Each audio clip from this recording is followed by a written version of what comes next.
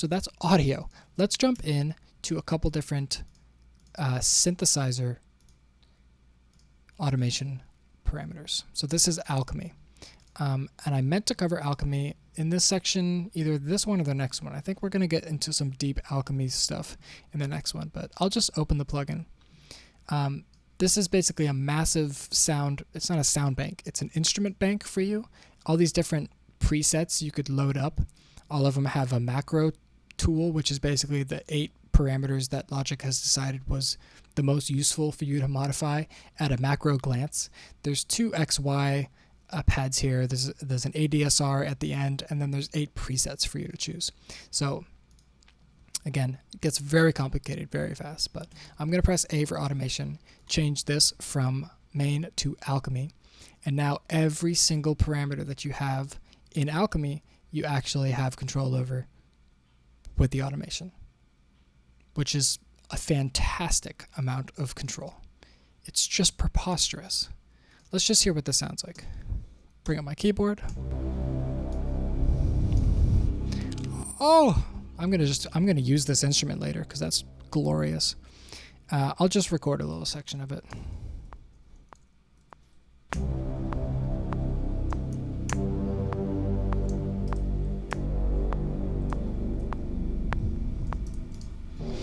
Great. Command A, Q to quantize, A to put the automation away. Going to drag this over. Going to extend the clip. Hopefully at this point you know kind of how to do all these little things that I'm doing.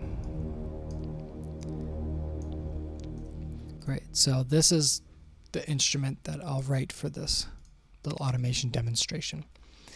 Bring the volume down because it's probably a little loud for you. Go back into Alchemy. I'm going to loop this a couple times by hitting Command R, turn my cycle window off with C, press V to open my plugin, and now I'm going to turn automation on and change from read to touch. Now I'll start at the beginning of my track, and 1 second, love, and now I'll start to modify parameters.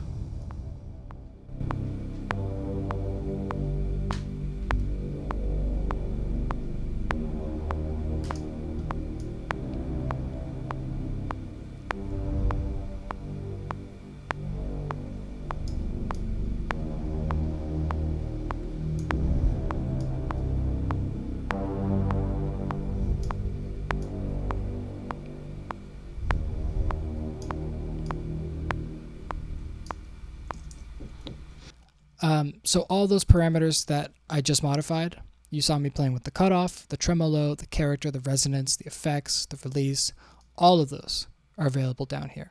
And they all have a kind of a cute little different colors so you can keep track of them at any time. And it writes a lot of data. It's because I'm kind of dragging them down.